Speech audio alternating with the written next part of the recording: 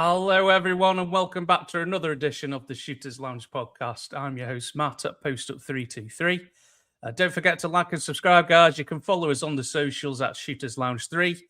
Or if you're watching this via video, if you click on the QR code in the top corner, that'll take you to all the links to the socials and where you can find the podcast, which pretty much everywhere, I think, at this point. So click on the QR code, guys, or follow us at Shooters Lounge 3 on the socials.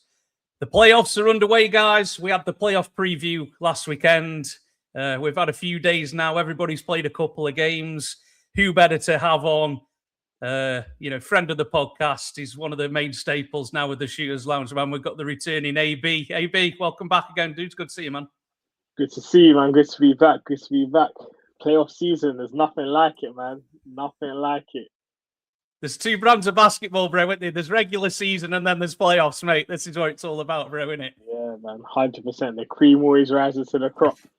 That's it, mate. That's it, man. Absolutely. So, yeah, like I say, playoffs started on the Saturday.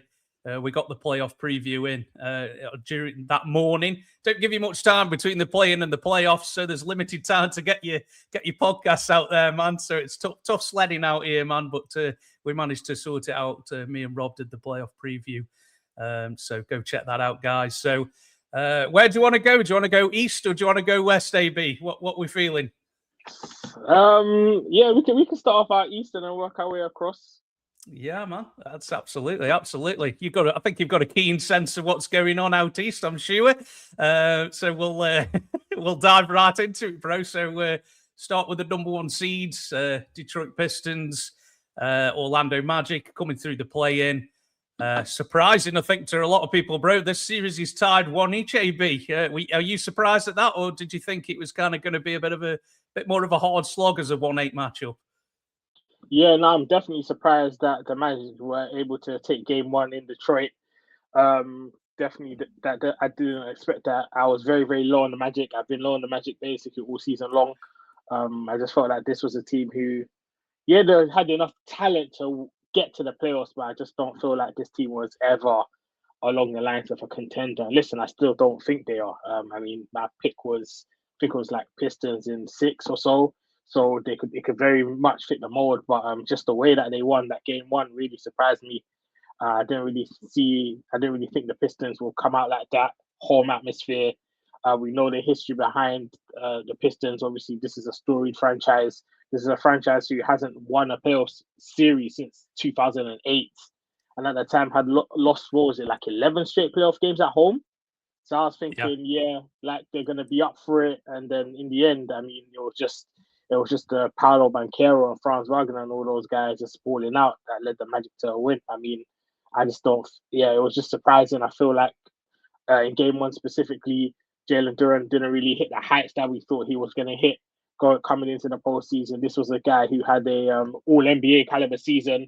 This was a guy who the Pistons were going to have to potentially supermax. So we're just going to have to see now how the rest of this series goes. Obviously, they did win.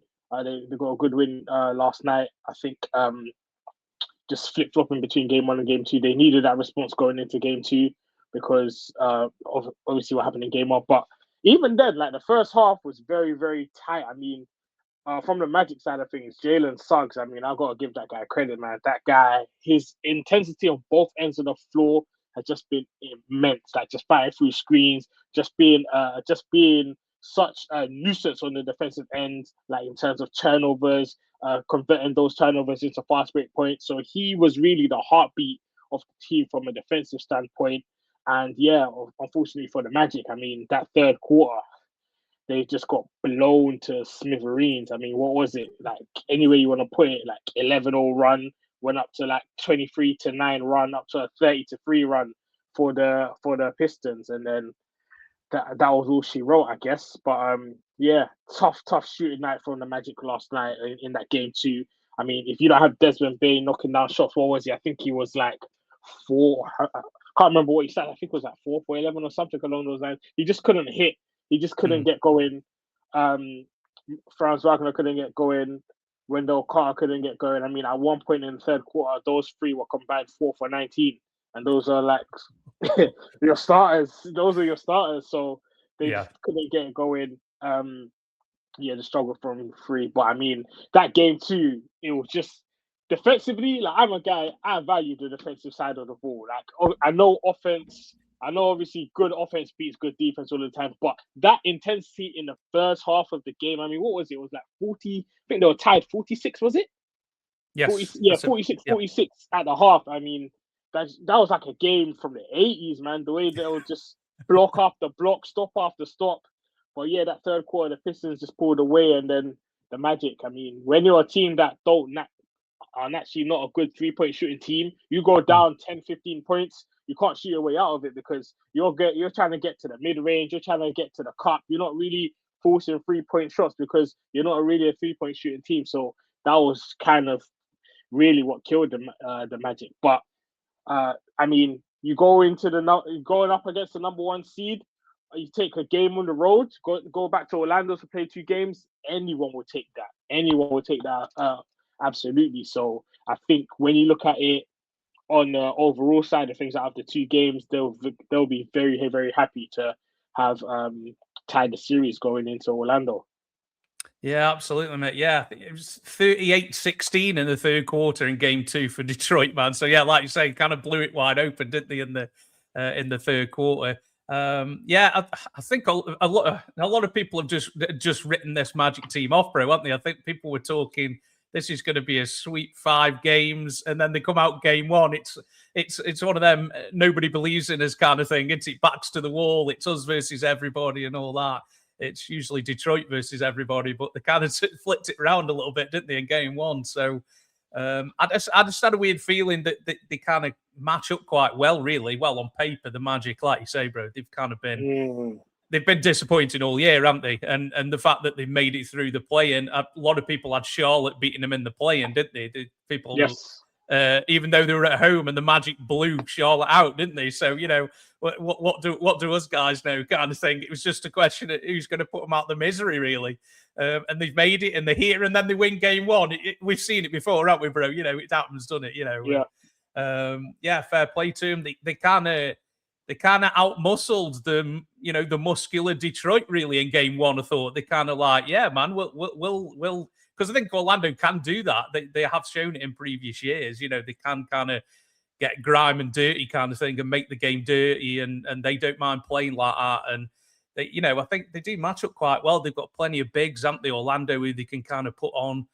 Like you say, Duran really struggled game 1. I think he looked a lot better in game 2.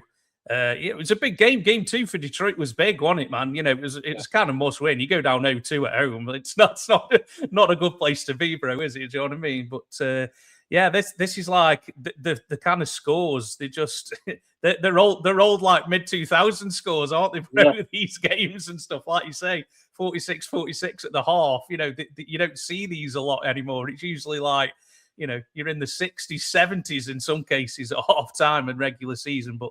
Like we've said, bro, tournament playoff basketball. This is where it's at, man. This is the pinnacle, isn't it? And you're not going to get anywhere if you don't play any defense, do you? And that's it's finally poised, bro. 1 each. Going back to Orlando for 2 games now at home for Orlando. It's a great opportunity for them if they hold serve at home. Detroit in big trouble then, man. Backed against the wall, 3-1. It's yeah, I had Detroit in 6. I thought I'd just got a weird feeling that Orlando will make it difficult for them. I think Detroit would get through, but I thought they'd make it difficult for them along the way, and that's proven at the moment. I mean, could it end up 2-2 after the next 2 Magic games? We'll see. Like Orlando, it all rests on Paolo, doesn't it? What his play's like, and like you said, Bane had a rough shooting like last night. It was like 2 for 11. So yeah, not a good night for him. But he's probably been the constant for him this season. Really, everybody's kind of been up and down. Bane's probably been the constant this season, man, hasn't he?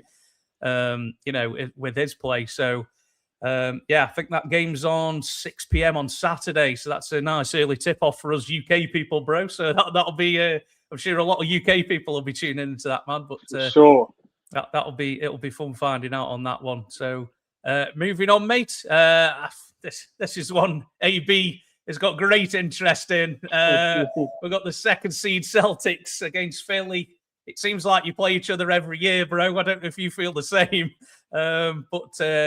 Yeah, surprising a lot of people, bro, after the, game one kind of blowout, taking game two, man, one each heading back to Philly now, bro. What are your kind of feelings on how this has gone so far for you 76ers, man? Yeah, I mean, after game one, I mean, the whole Sixers fan base was just down. Everyone was down. It was tough, man. It was tough because we just didn't turn up at all. Like, they just treated it like it was the second night of a back-to-back, where it's like, okay, this is just going to be a scheduled loss in the first game of the playoffs. Yeah, you might have been down Joel Embiid, but we knew this. It wasn't a game time decision that he wasn't going to play. Coming into this series, you knew if we were going to make the playoffs, there would be no Joel Embiid. But I just feel like Nick Nurse didn't have the team ready to play at all. The personnel decision really baffled me. I mean, Adam Boner, I just don't think he's an NBA player at all, let alone starting on a playoff team. I mean, just in that first game, picked up 2 fouls in a minute 37 seconds. So I mean, that just summed it all up. We were all over the place defensively. I mean, we were just leaving shooters wide open. We were just trying to funnel everyone into the lane and then leave shooters wide open, which plays into the Celtics' hands. They want guys like Sam Hauser to be open from free. They want guys like Derek White, Jaylen Brown, Jason Tatum. All of those guys, you cannot leave those guys open. This is a team that lives and dies by the three. So why Nick Nurse didn't want to make any sort of adjustments in that game one, I don't understand. Yeah, we were just torn to shreds. The Boston were also getting to the rim at ease, so it just didn't make sense. We were leaving guys open, but guys were also getting to the rim at ease. And yeah, I mean, it was 46 to 64 at the half. Defensively, yeah, we couldn't generate any offense outside of Tyrese Maxey. I mean, it was literally just the whole game plan for game one was just Tyrese Maxey go 1-on-1 and see if you can score. And it's not a recipe to win a playoff game. Yeah, you might win a couple regular season games because Tyrese Maxey is just that guy, but there's no way you're winning a playoff game like that. So it was just horrible. We missed some horrible looks as well, wide open. I mean, Kelly Oubre 0 for 5. Some of those looks, he was wide open. There wasn't anyone near him. So we missed so many open looks. I mean, and then Boner, again, I come back to it, missed like 3 or 4 wide open layups. So yeah, it was just horrible. I mean, at one point there was an 18-1 Boston advantage in points off of turnovers. So they were just going from coast to coast, and it was a bad loss in game one. And then coming into game two, obviously we were very much upset. We were very much didn't know what it was gonna look like from a Sixers point of view. We know, obviously, we heard what Paul George and Tyrese Maxey had said post game one, in that this is not the Sixers style of basketball. I'm paraphrasing, but obviously we didn't turn up. This is not acceptable. Nick Nurse mentioned that as well. So game two, now we're looking for a response, and to their credit, boy, we got a response. The intensity was very much there from the jump. I mean, we were able to be a lot more better defensively. Paul George had a great game. I feel like he was basically our defensive leader. Every time he was on the floor, yeah, the Celtics might have scored, but everything was contested. Nothing came too easy. When Paul George was on the floor, obviously they were still leaving guys open, such as Derek White, who had a poor shooting night. But it was a great. We showed great fight. Showed a lot more effort on D. We made our shots at the end of the day. Quentin Grimes knocked down a couple of threes. BJ Edgecombe, man. BJ Edgecombe. What can I say, man? Bad boy. Bad man, mate. Bad man. Bad man right there. This is a guy. Listen, what can I say? He knows those Boston rims. He walked into the first thing he did when he was an NBA player was walk into TD Garden and put up 34 in that sort of atmosphere. So there's no surprise whatsoever that this guy is a playoff riser, that this guy rises to the moment. I mean, what do you knock down? 6 threes? It's just automatic, just getting to the mid-range as well. Took some tough contested jumpers, played great defense as well. This guy's built for the moment, man. I'm telling you, we can't put a ceiling on him, man, because we don't know how good he's gonna be. But yeah, he rose up to the moment. I mean, if you would have told me the rookie was going to be the best player on a playoff team in a playoff game, on a team where you have a former All-Star, you have former All-NBA player, you have a current All-NBA player in Tyrese Maxey, who I believe will make All-NBA, I would have said there's no way. But he definitely rose to the occasion, and yeah, he balled out, man. He balled out. But yeah, it was a great win. Managed to, it got a bit sticky in the fourth quarter because the score was stuck at around 91 to 84 for such a while.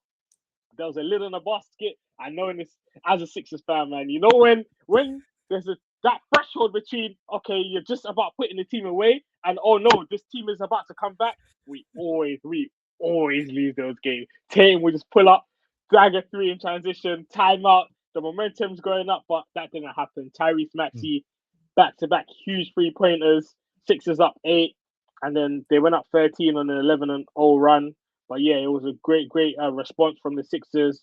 And one thing that interested me as well from an X's and O standpoint, and when I was taking in what people were saying post-game, was the fact that they managed to look at what was going to work in terms of exploiting weaknesses. Because this is what the playoffs is about, Matt, when you think about it.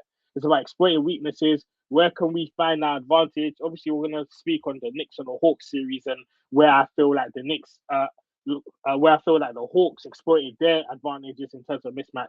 But for the Sixers Celtics game 2, I felt like the mismatch was with the Celtics bigs, so Kate and Vucevic. They were always in drop. I think the stat was they were in drop 70% of the time.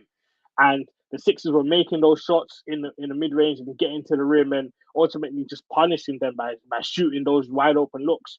So that's what kind of catapulted the Sixers to the win, and the fact that they ended up making their threes and the Celtics didn't. So it was a good game too. But as you say in the playoffs, man, you can't get too high, you can't get too low. 1-1 series going into Philly, and looking forward to what game 3 thinks. What game 3 looks like. What did you think about this series so far? Well, you'd definitely take 1-1, wouldn't you, before the series started, AB? I think you take one from them and get back to your house for 2 games, man. I think you'd have taken that, wouldn't you, mate, for sure. Yeah, like you say, game 1, which it was a kind of real lopsided affair, and I think people were thinking, oh man, this series isn't going to take very long if this is how it goes. And Celtics have always got this. They've always got that odd game in them where the three's not going down, but they keep shooting. Obviously, we saw it last year, and it was the kind of the undoing in the end. It kind of happened, didn't it, in game 2? What did they shoot like? Horrible percentage. What was it? 13 for 50. 13. Yeah, 26%, bro. So, but they keep shooting them. That's kind of what they do. They live and die by it. Can you go all the way shooting like that, or having them odd games? It just depends when that game happens, isn't it? But for this case, it was game 2. Yeah, like you say, Boston pretty much got whatever they wanted in game 1. And it's the adjustments, isn't it, bro? It's the adjustments game to game. It's like, right, what happened in game 1? What happened in the last game? What can we put right in the next game? And like you say, I think Philly made decent adjustments for game 2. I mean, like you say, Edgecombe, man. I mean, there ain't any rookie, mate, who's playing minutes in the playoffs, mate. And this guy's doing it. And like you say, the man likes playing in Boston, bro, doesn't he? I think he's shown that, hasn't he? And yeah, like you say, 12 for 20 from the field, 6 of 10 from 3, man. This is it's fantastic. And as I can imagine as a fan, mate, to be thinking we've got this young backcourt, mate, that could be really something and could be, in a couple of years having the best backcourt in the league, man. And I think that's pretty safe to say because Maxey and the talent that he's got, and like you say, he's definitely going to be all NBA, mate. I think travesty if he's not, for sure. He was 11 of 28. He had 5 3-pointers as well. Like you say, that kind of drop coverage it was evident, wasn't it? And, people like Vucevic on the Celtics, he isn't going to be able to go. We've seen enough of Vucevic over the years, bro. He ain't going to be doing that, is he? So it's if they're going down, mate, it's devastating, isn't it? So fair play to you guys, man. But I have a look at your bench, bro, and no offense to you guys, but I don't know like who half of them are. Like it's a bit loose on the bench, bro, isn't it? Justin Edwards and Dominic Barlow. I mean, no offense, I don't really know who those guys are, I mean, Justin Edwards was undrafted. He was undrafted last year. So for him to get playoff minutes, and Dominic Barlow was on a 2-way for most of the season. Yes. So he was on a 2-way contract. So they just come in, and Barlow was the starter for most of the season. It's only now in the playoffs that he's moved to the bench. Yeah, But I like that. yeah. I like that Bonner you've got, man. He puts himself about, mate. He might not show on the kind of stat sheet, but man, he puts himself about a bit. I kind of like the intensity that he brought to game 2 a little bit. I kind of like what it didn't trouble the score No. markers, but kind of what he did defensively. Kind of like, if you're coming down the lane, bro, you're gonna have to earn it, and I kind of kind of like that, and that's good. And Drummond's kind of played in big games. Is there a possibility with Embiid, AB, or have we kind of written him off for this playoffs? Is it? There's no chance of that? Well, the reports are he started a strength and conditioning program. Yes. So this came out after the game yesterday. So I guess he's in the ramp up stage. But obviously with Embiid, me personally, I'm always very cautious, man. Like he just needs to be. He's not going to be 100%. But I don't want to. I don't want him risking his career to come and play in this series. Even though, of course, you put Embiid on the floor, even as a decoy, that changes the whole fabric of our offense, the whole fabric of the game, and even the series. So that'll be one to watch. But I don't want him trying to kill himself to be out there, which he will want to be. Like he does want to play. As much as obviously he's very injury prone, and some of his injuries are so innocuous that no one else in the history of the game will probably experience that injury luck. But one thing about him, he wants to be on the floor. He wants to play.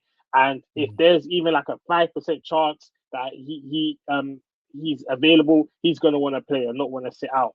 So that's why I'm cautious on that side. But of course, like if we can get any sort of production from him, like 15 minutes of Joel Embiid, like those minutes alone, who knows what could happen in that series? Because I don't think there's anyone. I mean, we saw it in game 2. I don't think there's anyone that can stop him. In barely anyone can stop him in the league, let alone on that Celtics roster when you look at their bigs. So we'll just have to wait and see. Ultimately, I think game 3 might be too soon, but who knows, man? Who knows? The fact that they've won a game and extended the series, I mean, that could help, man, because that always helps, especially with buying time. But we'll have to wait and see on the Embiid front. No, absolutely. Yeah, I think you've kind of got to take it that he's not playing, and then if he does, it's a bonus, isn't it? And then there's kind of like, right, he's not here, so you can't do anything about it, isn't it? But hell of a prospect, mate. Game 3 is going to be back in Philly, mate. The crowd's going to be up for it as well, aren't they? It's going to be a lot of FU Boston chants and things going on, isn't they? I mean, it's a good kind of.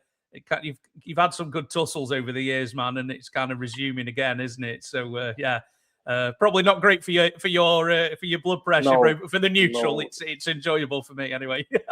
I guess it is, but it's not enjoyable for me. Only when the buzzer sounds and we got more points than them.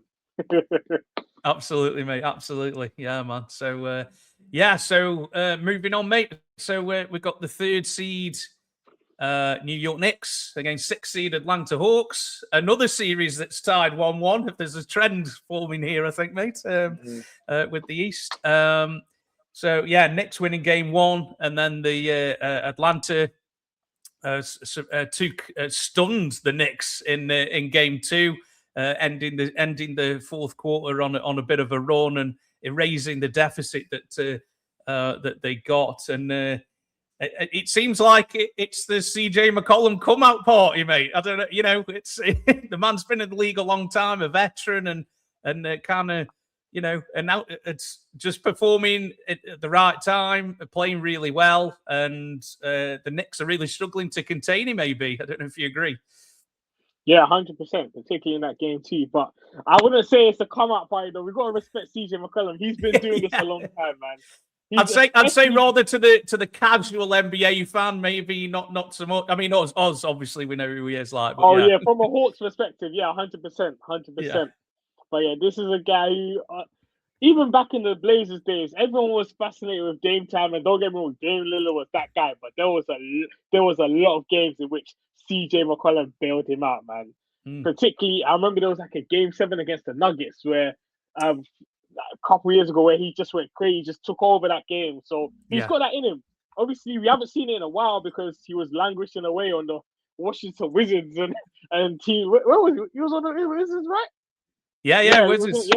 Yeah. So obviously they don't know, they don't even know what playoffs look like. So he was just wasting away. But I'm happy he's on a team where he can showcase his ability. So yeah, and the man and he was available. AB, I think a lot of teams are thinking now as we could have done with him on our team right now. You know what I mean? He was available, I think, for a few months. Like, you know, crazy. He's such a great player, man. But the Hawks stunned MSG, man. There's nothing like when you stun when a raucous crowd, like obviously when Maxi hit that free at TD Garden, when CJ McCollum just pulling up and making these soft jumpers in front of Jalen Brunson's face, and the crowd just goes silent. There's not. I wish I was a professional NBA player just to hear that silence. It's a crazy feeling. It must be a crazy feeling, but. Shout out the Hawks, man. Game 2, they really stepped it up. Really stole that game. I mean, they were adjusting with the Knicks throughout the first half. CJ had 18 at the half. But I feel like the fourth quarter, I think it's all about the Knicks blowing that lead as well. I mean, what did they have, Matt? Was it like a 12-point lead? Yeah. Then it's just the Hawks just literally went on. What was it, like an 11-0 run at some point, and then CJ hit that clutch corner 3. Missed the 2 free throws though, which set up a potential game winner. But Mikal Bridges couldn't knock down that tough jumper. But it's the Knicks are another fan base in which obviously it's so emotional. It's such a carousel. Like they win one game, they're going to the finals. They lose one game, and they're gonna end up in a lottery. So just just listening to the crash outs and them just going crazy is always funny. But I just don't know why they strayed away from what works well in game 1. Like, especially in game 1, what I thought worked well was Karl-Anthony Towns. I think he had a great game 1 because from a playmaking aspect, I mean, from the top of the key, and then guys were just making cuts off of him. Like OG will cut to the basket, Brunson will cut to the basket. A lot of back screens and things like that. Like, I think Karl-Anthony Towns has to be the hub of the offense for the Knicks rather than Brunson, because it's a take that a lot of people have said, but like with small guards, especially that are defensive liabilities, I think it's difficult. You win a playoff series or 2, but to win a championship, you just need that extra level. And I feel like with Karl-Anthony Towns, especially in the fourth quarter in game 2, like I feel like they just strayed away from all of that. Like it was just Brunson win us the game. Brunson touch the ball every possession. Brunson just make any shot that you can. Like it doesn't matter. Like I don't feel like that's a recipe for success in the playoffs. Obviously we know he makes clutch jumpers, and we know like he is big time. I think he's won a clutch player of the year as well. But you have a guy who's a 25-10 guy on your team as well, and I feel like sometimes Mike Brown just forgets that he's got Karl-Anthony Towns on his team. Like I'm not. Obviously he has his limitations as well, but the fact that his skill set is so unique as a 7-footer who can knock down the 3 like a shooting guard and can take guys off the dribble. I feel like they definitely need to utilize that a bit more. But but that being said, like the Knicks, you're up 12 in the fourth quarter, just close it out. You shouldn't even be in that position. You shouldn't be in that position, especially when you've got like the Hawks, arguably the best player, Jalen Johnson. I don't think he's got going the series, and you're 1-1 going to Atlanta. So that's a real reason for concern if I'm a Knicks fan. But they've got guys who contributed well from the Hawks side of things. I mean, Kuminga, 19 and 4 off the bench. He was really, really. Some of those buckets were really loud as well. Played really well, and I feel timely. Exactly, that's the word. Timely buckets. Yeah. But it's disappointing for the Knicks. What do you think? Do you think that the Hawks stole it, or do you think that the Knicks blew it? I mean, if you're up 12 in the fourth, mate, I think you've lost it, haven't you? You can't really sell it any other way. But like you say, Atlanta, credit to them. You've got to keep plugging away, haven't you? And chip away one basket at a time, get a stop, get another basket, and keep chipping away. But I mean, the Knicks will look back on this and go, man, this should have been 2-0. And I thought this was going to be a competitive series, mate, and that's definitely what we've got. These two are quite good matched, and for a neutral, it's quite interesting to watch. Like you say, Towns game 2 only having 12 shots. That's it.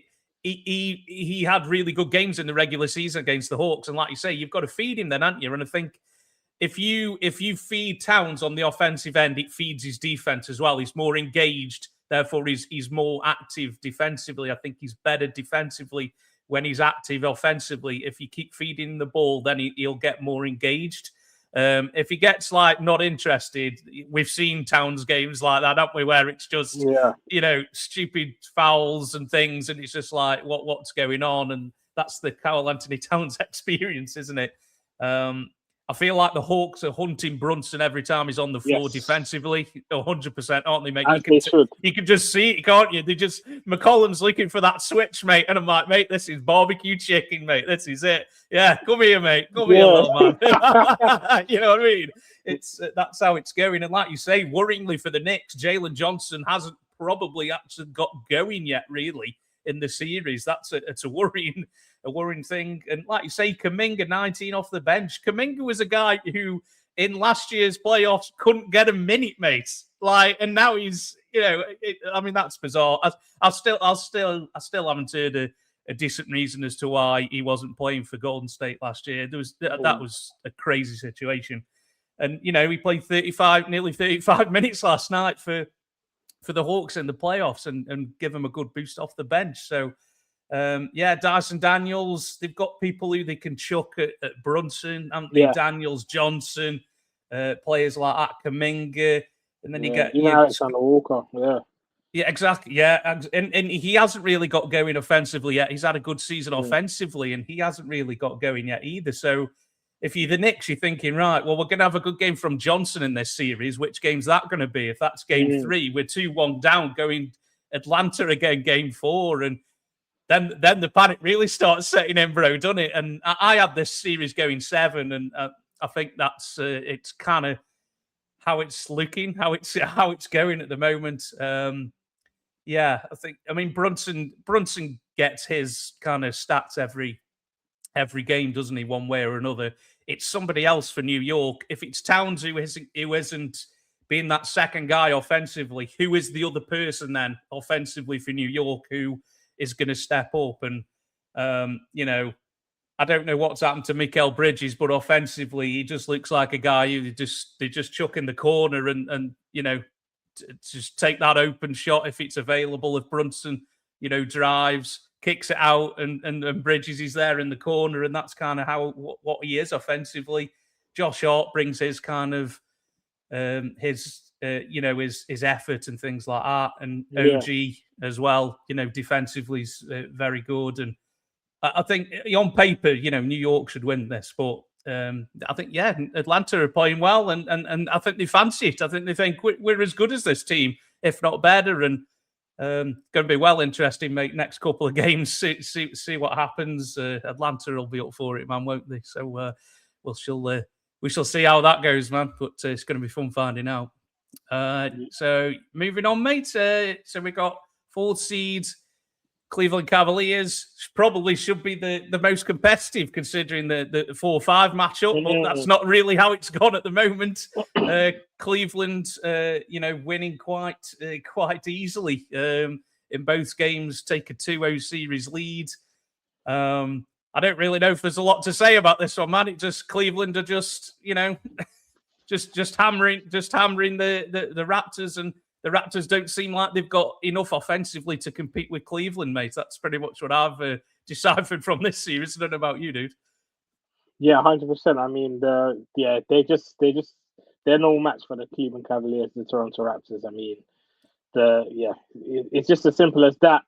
There's no answer for James Harden and Donovan Mitchell. There's no answer for their bigs either. Your Mobleys and Ireland, who have been feasting off of James Harden in a pick and roll.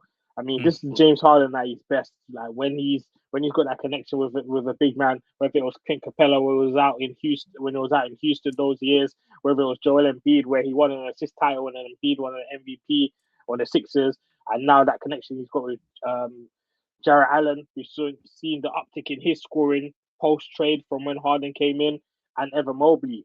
So this is what Harden does. He dices up your defense in a pick and roll. He gets his bigs open looks, and that's before we even mentioned Donovan Mitchell, who, I mean, you can just book him for a 30-point night any game in the playoffs because that's just what he does. He just has to have that success, that longevity to make it to like a conference finals. But he's been putting up 30 points, 40 points, 50 points since he was on the Utah Jazz. So this is what he does. And from a Raptors side of things, I mean, Brandon Ingram, boy, it's been a tough series for him. Really, really tough series for him. Hasn't really got going at all. And Scotty Barnes, when he was getting going in game one, I mean, he knocked down, 3 threes in the first quarter, but he was in foul trouble, picked up 2 fouls, and he was out of the game. So that's a big momentum killer from a Raptors side of things. But yeah, this team, they just don't have the talent to really match up with the Cavs. And that's all with missing their starting point guard, Emmanuel Quickley, who could be good for 20 points a night. And then you lose him. Even though I like Jamal Shed, but I like him more off the bench in a reserve role. But as a starting point guard on a playoff team, it's very, very difficult. But yeah, I mean the Cavs, yeah, they're just better than them, man. That's all it is. Maybe the Raptors might steal a game because we know that crowd up in Toronto is raucous, and they got a whole country getting behind them. So we'll see, maybe. And we know that Harden, obviously, there's some playoff games where he does get a bit cold, but we'll see. But yeah, I think the Raptors will take a game, but it's not looking good. And yeah, one player I do want to shout out though is Max Strus. Max Strus off the bench is a cheat code. He missed, what was it, over 50 games in the regular season, but that guy off the bench, automatic off the bench. Like, that's instant offense, especially from three. So yeah, they've got a good team. They've got a good team. Really good team. Obviously, Schroeder off the bench. He's a pesky menace on the defensive side of things. Keon Ellis as well. So yeah, I don't know. And I feel like, I don't know about you, but I feel like the noise around the Cavs is very, very quiet because of the fact that they've got like a James Harden, who obviously notoriously he has a reputation in the playoffs. Because Donovan Mitchell, not that he has a reputation to the size of James Harden, but he's had. Last year didn't really work out for them, and they were the number 1 seed, 160 games. And there's been times on the Jazz where they haven't really broken through, Donovan Mitchell particularly. So yeah, a lot of people were kind of like low on them. And now I'm looking at it, and it's like, you look at the bracket and you look at how the Pistons have been getting on with the Magic. I mean, who knows? You don't want to speak too early, but there's a path in which they could like get to the conference finals and beyond. So we'll have to wait and see. But what have you made of the series so far, even though it's been such a mismatch? Yeah, I think, like you say, bro, I think Toronto just don't have the offensive firepower. I thought Cleveland aren't as good defensively as they were last year, but Toronto just don't have enough firepower to threaten them and make it kind of hard work for them. The luck is for Toronto is it doesn't matter how many you lose by in the first 2 games, it's still 2-0. Do you know what I mean? So it's like, right, it's 2-0 and let's draw a line under it and we're back to our place for 2 games and let's see. You've got to get Ingram going, mate, haven't you? I mean, that's the paramount for Toronto. I mean, I think he basically threw the coach under the bus after game 1, saying, he just wants me set screens or something like that. You're like, what? What are we on about?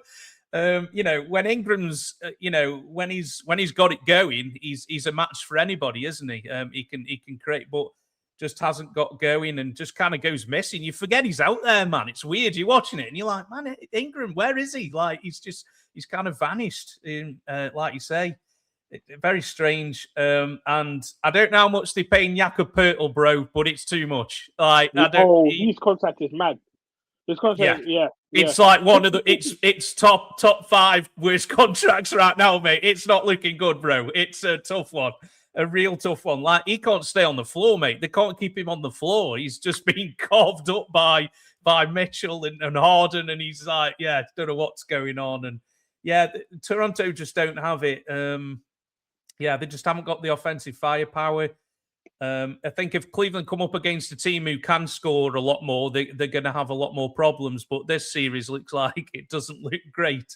I had this going 7 games, mate. I instantly regretted it after game 1. I think that was it was just like, what? Hang on, what was I thinking? It was one of them kind of moments. You know what I mean? But Mitchell's the best guy in the series by a mile, isn't he? It's they have the best player in the series, Mitchell, and like you say. Don't want to look too far if you're Cleveland, but things are looking quite good. And if this is an early series, you can sit back and hopefully there's a dogfight in the other series who you're going to face, bro, isn't it? Do you know what I mean? But Toronto just look outmatched, outgunned. Yeah, too many players going missing who were in your starting lineup, which is never a good thing, bro, in the playoffs, is it? Nope. So yeah, gonna be a rough one for him, man. That's all pretty much all I've got to say, mate, really, about that one. I'd shout out to RJ Barrett. RJ Barrett, I think, is playing well for Toronto. He's probably only the and Barnes as well. Them two guys are kind of bringing theirs. They need somebody else to kind of go along with them, and they just haven't got it at the moment. But they've got to get Ingram going game 3 and 4, mate. That's paramount for them guys to have any chance making it a series, to be honest. So yeah, no, they have to win. Yeah, they have to win the next game. If they lose the next game, then I think they get swept. It's 1, 2, 3 Cancun, mate. They're going to be calling Jord for the Cancun holiday services, mate. Give him a call, guys. Give him a call, bro. He's got the competitive rates going on and stuff. So yeah. So you ready to jump over, go with the East, mate? Yeah, let's go out west. Yeah. Sorry, let's go out west. What was I saying? The East. Yeah, let's go out west. I suppose we need to cover this one. We got my Phoenix Suns against defending champs. Not looking too good right now. Down 2-0. These are kind of got away from the Suns, mate. The champs keep rolling on. The Suns are finding it very difficult. I mean, game 1, mate.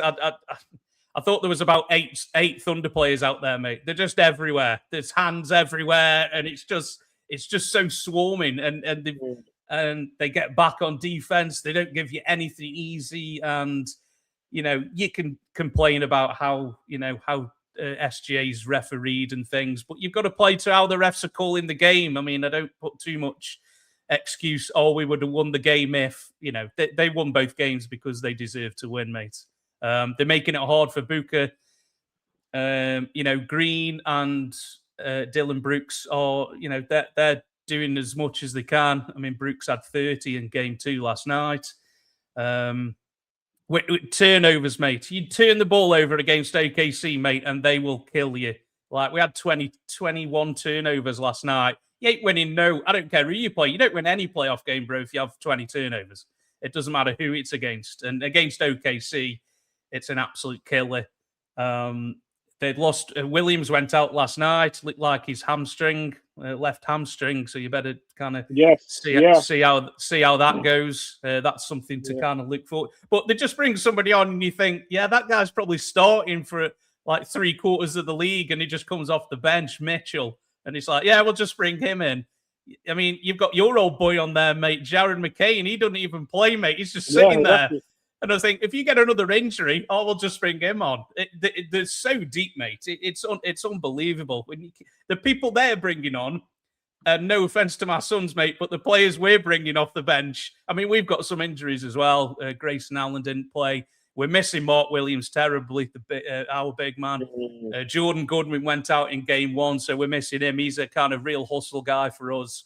But no excuses, mate. The champs are the champs for a reason, and once they get cooking, mate, they're really tough. I just want to point out about the refs last night, mate. The refs were disgusting. They were disgusting how they were calling the game. They were calling it to OKC and not calling it the other way when it happens to us. And they called Booker for a tech, mate. I mean, I've never seen anything like it. I'm like, what are we doing? He tried to save the ball from going out of bounds. It hit somebody, and he called a tech. And Book's just like, what? And he's going to get fined, mate, because he actually called the ref out after the game. He named him as well, mate. Book's paid a fine, mate. He's going to get fined, but he's like, this is crazy. The amount of flopping OKC do is disgusting. They're too big, man. Hartenstein and Chet. They spend more time on the floor, bro. It's obviously they're wrestling with you, and then they'll flop and they fall over and they get the call, and you're like, man, what is going on here? It's crazy, but no excuses, mate. Thunder are, they're the number 1 seed for a reason, and the champs, and they're up 2-0, mate. So what have you got? What have you got for me? Yeah, it's just a difficult situation to be in, and I, like I said, like the main thing for me in this series as I've been watching is just just the defensive intensity, man. It's defensive crazy. intensity is just insane. Like between your Caruso, your Mitchells, obviously even Shea, Chet, like Lee Dort. Obviously, when he's playing clean defense and not trying to kill opposing players. Yeah. But it's just suffocating. It's just I don't know how you manage to like scheme your way out of it or game plan your way out of it. I just don't know, man. I just don't know. It's crazy. But obviously, one thing that will be one to watch is obviously the J-Dub injury. It was the same left hamstring that he injured early in the season that made him miss so much time. He hasn't really got any form of momentum because he hasn't really played for an extended period of time. So one could argue that OKC in the regular season they coped with it well. In the playoffs, you'd think that will translate, but you don't know. The playoffs is a different ball game, so we'll just have to wait and see what happens with that. But I mean, you go into Phoenix, and what did they say about the playoffs? That the series doesn't start until the road team wins a playoff game. So obviously, this is going to be a must-win game. I feel like Booker. I saw the Booker post-game stuff where he was calling out the refs. I feel like him being a leader of the team that might ignite sort of like a match on the players. And we know in terms of intensity, you've got guys like Dylan Brooks who he's been playing. From what I see, I think he's been playing well. Obviously, part 30 last night as well. So if obviously I don't expect to get 30 from Dylan Brooks every night, but if he can supplement scoring between him and Jalen Green, who it's fair to say coming into this playoff season, he's had a up and down playoff history, more downs than ups, I'd say. But if he can continue to get going, and then who knows what can happen. But it's definitely backs against the wall. But we'll just have to wait and see what happens down in the valley, man. Yeah, I will say one thing before we move on, bro. In both games 1 and 2, Green and Brooks have had more field goal attempts than Booker. That needs to flip, mate. That's got to flip. Booker's got to be taking the most shots. I don't know if that's down. I mean, OKC are playing a fantastic defense on him. They've got Caruso on him. They've got Lou Dort. They've just got so many people you can just chuck at and their team defense. And if you get past one of them, you've got Chet swatting it away in the plate. You know, they're such a fantastic team defensively. I just don't like all the other stuff. It's like we don't need it. And Shea's the MVP. He's going to get more calls. You get that when you play, but some of them are just head scratching when you watch the replays. You're like, there's no foul there, bro. Or he's initiating contact. This is always a thing, isn't it? But no disrespect to OKC. They're 2 up for a reason. I might be biased because I'm a Suns and I'm watching it from a certain angle, like, you know what I mean? But it's just like sometimes you're like, man, just let them play or don't or whatever. But you want it called both ways the same, don't you? That's the end game, mate, isn't it? But I've had enough moaning about the Suns, so I'll move on, bro. So we've got second seed San Antonio Spurs against the team who come through the play-in, Portland Trail Blazers at 7. Surprising, I think, to most people, bro. This one's tied at 1-1, and they say sometimes your circumstances can change on an instance, mate. And it's a play in the second game where Wemby decides he wants to try and like eat the court or something, and he's taken a real tumble, bro, and then he's out for the game, and then all of a sudden Portland win, and it's like 1-1, and everybody's looking around going, "What the hell happened?" Like, what your thoughts on this series so far, dude? Yeah, this has been coming into game 2. I mean, with what happened in game 2. I mean, boy, this is gonna be very, very interesting going forward. But game 1, I mean, what can we say? It's the Wembanyama game, man. He announced himself to the world as a playoff performer. 35 points. What was it? One of the most points from a Spur in their first playoff game or something along those lines. Yeah, it was Tim Duncan, I think, had the record before, bro, wasn't it? Yeah. So, yeah, like great performance from him. Devin Vassell as well. Very, very impressed with his performance in game 1, particularly in the third quarter. And as expected, there was no answer for Wemby. There was no answer for him, as pretty much everyone in the league has decided, basically. And I feel like the Spurs, they just kept the Blazers at arm's length, really, in that game 1. Coming into game 2, I think this was a game that the Blazers kind of stole. I think that obviously the fact that Wembanyama went out kind of hurt the Spurs. But the Spurs were still in a good position to win this game, though. That's the thing. They were still in a good position to win this game. It's just that late in the fourth quarter, obviously, De'Aaron Fox didn't really get it going. He struggled in the clutch with Tchouameni, Kamara on him. And then I'm just thinking, if you're Kamara, you would have been licking your chops, because if you're guarding Wembanyama, and obviously through these circumstances, all of a sudden it's like, matchups has changed. You're now guarding De'Aaron Fox. I mean, that defense that you're going to be playing on De'Aaron Fox, you're like, this is child's play, man. he could have been more happier, man. Obviously, with that being said, hopefully Wembanyama does come back. It looked very, very rough. I mean, that drop that he took. I mean, I'm surprised he didn't like fracture his chin or anything like that. But yeah, it's crazy. I mean, they're talking about 48 hours. You can't play for like 48 hours. Something to do with that concussion protocol. But the game's in 72 hours, so we'll wait and see. But I'd be shocked if he plays game 3, and I don't even think he should play game 3, because just for the whole optics of it, and I don't know how 100% it's going to be. And concussions, it's not like a bruised hip or something like that, man. That's something mental that can affect you like mentally and things like that. So you take another hit, and falling from 7'4" is a lot different than falling from 6'2" or 6'3", man. So absolutely, mate. But what's interesting as well is that wasn't the only injury that the Spurs suffered. I mean, Harrison Barnes looked like he hurt his wrist, and Dylan Harper as well looked like he hurt his thumb. So I feel like the Spurs are dealing with a lot of issues, man, and things like that going into 2 road games that you have to play it's a scary thing. So we don't know what it's gonna look like, and especially the fact that in that Blazers come back in the fourth quarter, like the best player scored 0 points. Then the other player didn't do anything in the fourth quarter, and they still came back. So all of those things is a recipe for very raised eyebrows if you're from San Antonio persuasion going into game 3 in Portland. But you got to shout at the Blazers, got to shout Scoot Henderson as well. Big game for him. He balled out. But I mean, a lot of questions going into game 3, more on the Spurs side of things with regards to like health and with regards to how they're going to navigate this Wembanyama issue. Yeah, no, absolutely, man. A lot of question marks, man. Things can change so quickly. All of a sudden, you're 1-0 up, you're looking good game 2, and then things just change in an instant, man. And but like you say, there was still 14 points up in the fourth quarter. Start the fourth, they had a little bit of run to start the fourth, man. San Antonio, and they were up.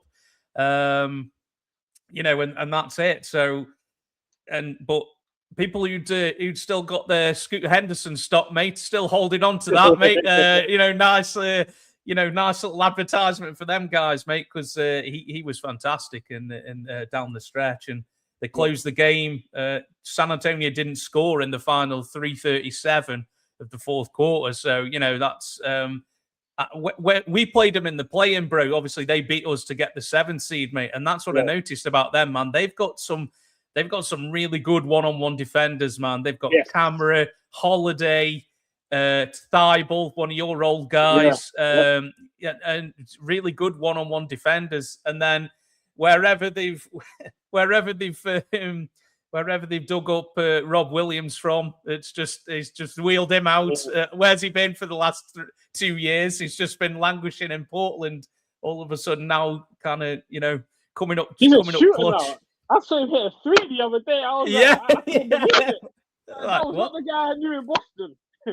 Unbelievable, mate. Yeah. So and like you say, Fox really struggled because obviously Wembanyama going out, you're looking to your next guy, and that guy is probably De'Aaron Fox, and he kind of struggled, didn't he, in the fourth quarter to keep things going, and all of a sudden it's 1-1, and everybody's just going, "What the hell's happened?" And Portland are like, "Yeah, man, maybe Wemby doesn't play games 3 and 4.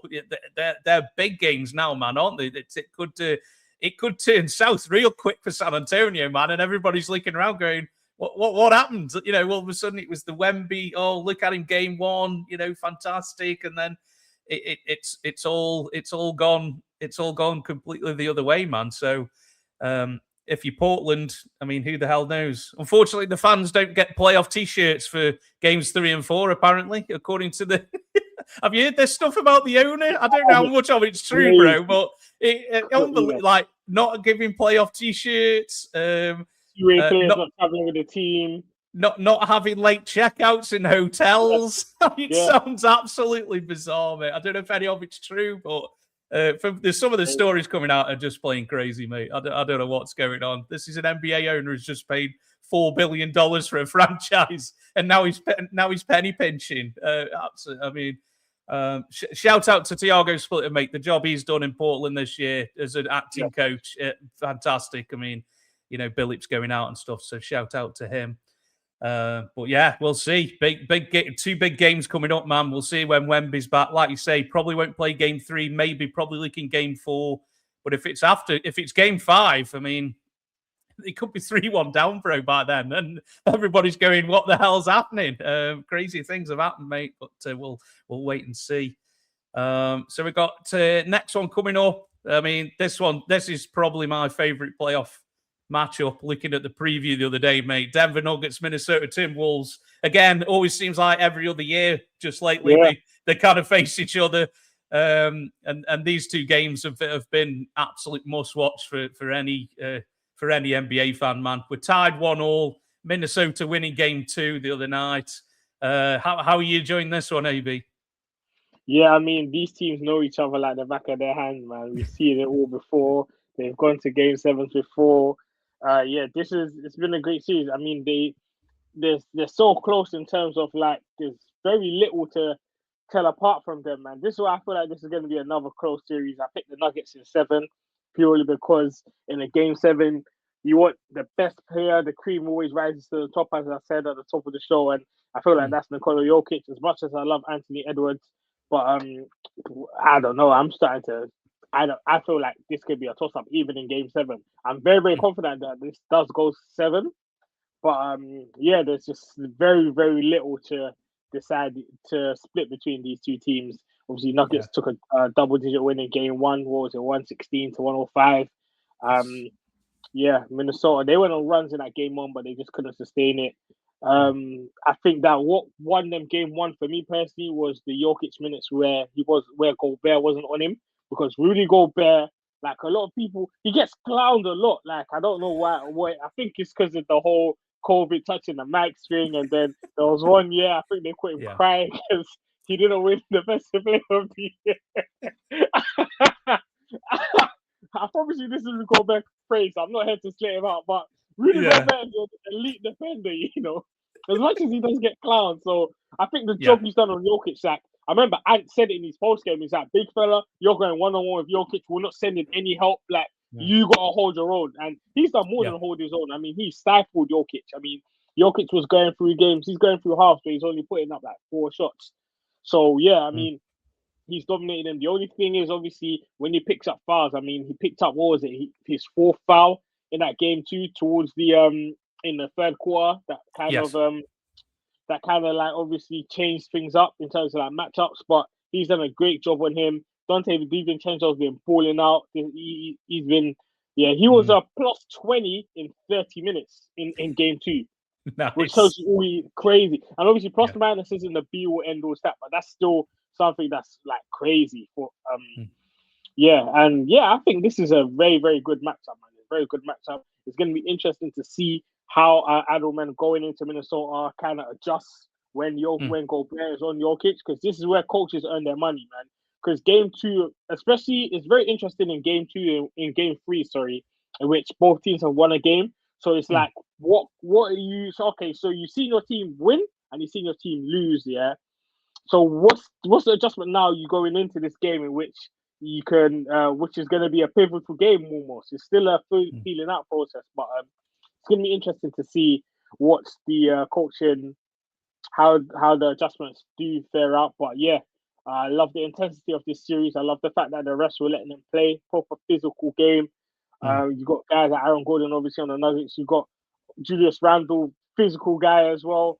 And you got Jaden McDaniels, who post game said no one on the Nuggets is a good defender, apparently, including Aaron Gordon.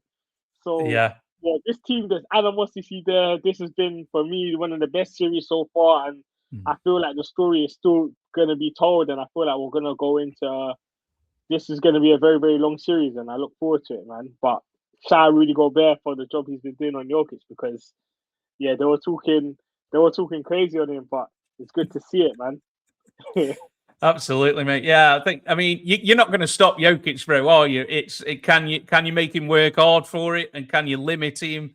Because I think speaking at game 2, I think Jokic and Murray were just gassed in the fourth quarter. They were just gassed. They'd exerted so much energy in what they'd already done that I think they didn't have anything left. And it's weird to say that, Jokic, he's not struggling, is he? He's like 25 a game, 14 rebounds, and nearly 10 assists in this series. So he's not struggling, is he? But they're making him work hard for it. And Gobert, he's done as good a one-on-one job as anybody can, I think. And he only had one basket in game 2, and he big boyed Jokic, didn't he, man? And he dunked on him, mate. He's like, go on then, mate. And yeah, love stuff like that. That's fantastic stuff. And these teams don't like each other very much, AB. I think that's pretty safe to say. There's a lot of pushing and shoving going on, and there's a lot of smack talk and things like that. So it's exciting as a neutral to watch for sure. Edwards, there's always a question mark with Edwards. He's been out for a few games before the playoffs with the knee management, and he gets up sometimes very slowly when he's not been knocked to the floor and things. But he was brilliant in game 2. He kind of switched up. He was, instead of settling for jump shots, he was just getting to the basket. And I'm like, mate, if you want to drive, there's nobody can stop you on Denver. He can get to the basket at will, really.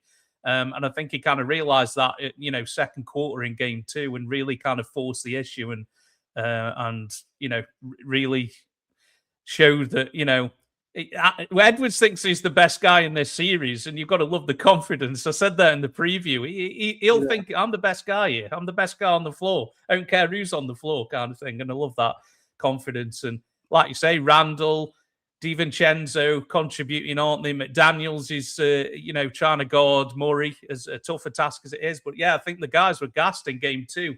Jokic and Murray, I think they had like 4 points between them in the fourth quarter. And, Tim Wolves managed to come away and steal that one. And, but game 3's tonight, isn't it? I mean, I'm watching that, mate. Either if I fall asleep tonight or tomorrow, I'm watching that game, man.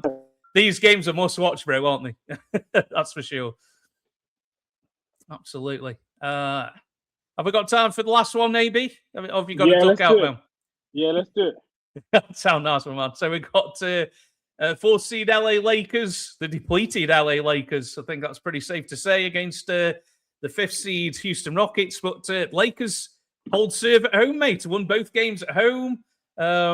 Apparently, nobody had the Lakers winning this series. AB, I don't know if you did, but I don't think many did. I had the Rockets in 6, actually. Yes, I think I did too, to be honest. I thought, Lakers will get a couple of games somewhere. They'll have one where they'll shoot 45 free throws or something like that. But are the Rockets kind of blowing this chance, or are the Lakers playing that well, bro, do you think?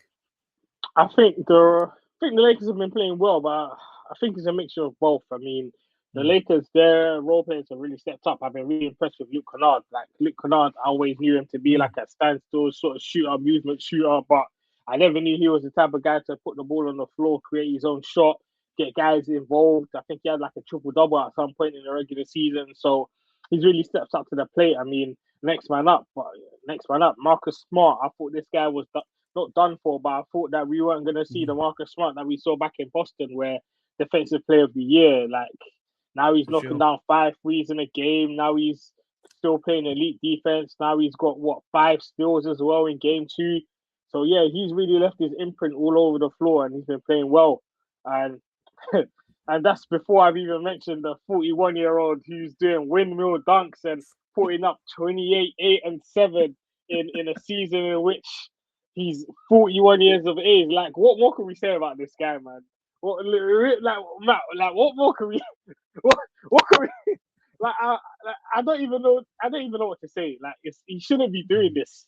He shouldn't be doing that. Yeah, it's just insane. It's just insane that LeBron's still playing at this high level. The fact that still with no Luka, with no obviously Austin Reeves as well. The fact that he's had to put the team on his back, and the fact that he's running around. You've got guys like Amen Thompson, who's physically gifted as well as him, and you've got other wings that the Rockets have that they can throw at him, and it's just like not affecting him. So it's crazy that LeBron's still playing at this high level.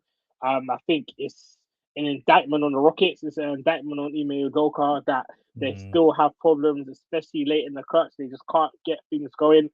They just can't.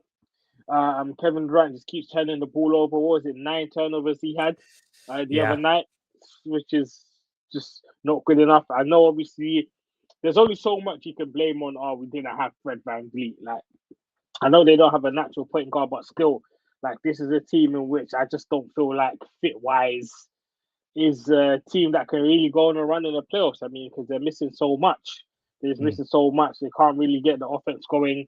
They're not a great team in the clutch, despite the fact they have Kevin Durant. And yeah, I just don't feel like there's anyone that can bounce off him. I mean, Sengun, oh man, Sengun has been bad this series. I mean, he hasn't really been doing anything. And I think he's just slow-footed on defense. He can't really impact the game the way that we've seen him do in the regular season. So yeah, it's just not a great viewing from a Rockets perspective. This is not a team that I don't feel like this is a team that can win a championship. I don't think that this is a team that can win this series. Even though obviously they got to go to Houston and play a couple of playoff games, but it's just not looking good. What do you think? Do you think there's any way back for them?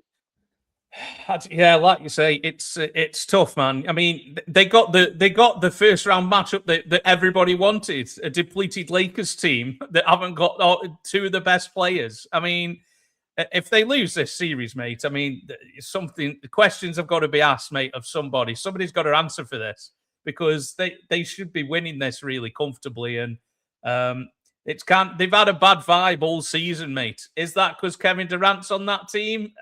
I don't know. I know what bad vibe KD teams are like, mate. Sorry, mate. And when you got a guy on burner accounts who's dissing his teammates, I mean, that's not good, is it, mate? Not good.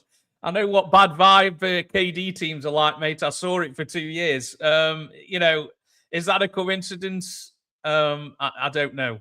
But yeah, I mean, this team's defunct of a point guard. They haven't got anybody who can bring the ball up, man. That's why Kevin Durant's probably having 9 turnovers because they're making him bring the ball up a lot. I don't know.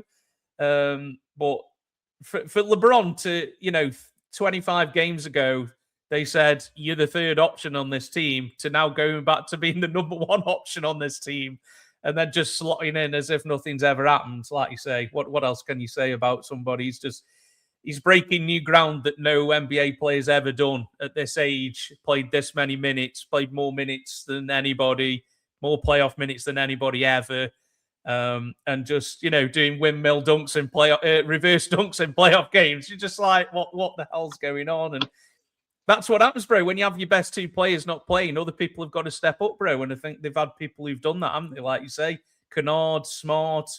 I mean, even DeAndre Ayton looks half competent. I mean, who knew? Like, these miracles do happen, So it's crazy. I mean, yeah. I mean, Udoka might be the guy ending up who's having to pay for this if Houston don't win this series. He may be the guy who has to answer for this because you should be able to find a way to.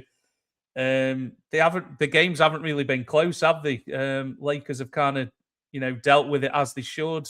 You want to hold serve at home.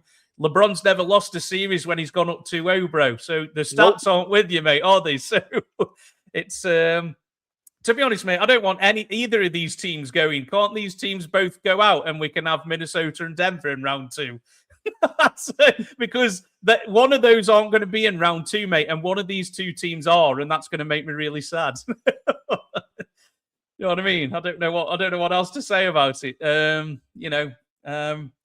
think Houston just seems like they kind of not that bothered, really, and they just want the season to be over. But we'll see. We'll see what happens in Game 3. See if they can make a comeback. But that's it. That's it, mate. We reviewed them all, bro. So we've done it. Hopefully. AB, thanks a lot for dropping in, bro. Do you want to tell the people where they can find you before we head out? All good. Yeah, I'm on that Clutch New Media, obviously reacting to all these playoff games. I'm looking forward to seeing what the rest of the series is now that we've swung. The home teams have played their 2 games, and now we're going on the road for these Game 3s and Game 4s. And yeah, the complexion of a lot of these series could change, apart from the Raptors Cavs, because the Raptors are done. But all the other ones, we're gonna have to wait and see. Hopefully, Wembanyama. Listen, we need Wembanyama back. We need Austin Reeves back. We need Luka Doncic back. We need Joel Embiid back. We want all the stars back, man. Because there's no point. There's nothing like a playoff series in which a team's missing their star player. I mean, you can't really. You can't really like magnify. You can't really show how good a team is if your star player is missing. I mean, your back's against the wall at that point. So we want all the star players playing, everyone at full strength, and just to see who's actually the best team out of seven. So yeah, hopefully the guys come back, and yeah, looking forward to Game 3 tonight and the rest of the week. Absolutely, mate. Absolutely. Thanks a lot for doing the pod again, bro. Much appreciated, AB. Always a pleasure to have you on. I'm sure we'll have you back on again next time when we review what's going on, the status of the playoffs. So go give AB a follow, guys, at Clutch New Media. It's where you need to be for all sporting updates, mate. This is the place to be, bro. So thanks a lot for coming on again, dudes. Much appreciated. So I'm Matt at Post Up 323. So you'll be able to watch this on YouTube or Spotify, or listen to it on wherever you get your podcasts. So we'll be back in an episode in the next couple of weeks, detailing everything that's going on in the playoffs. We'll probably maybe into round 2 or maybe just at the end of round 1. Depends how these series go on, guys. So like AB says, some big games coming up now in the next week or so, because the series now switched to a couple of games for the other teams now. So we'll see what happens. So check back on the socials, guys. Shooters Lounge 3. We'll be back again very soon with another episode. So take care, and we'll see you again very soon.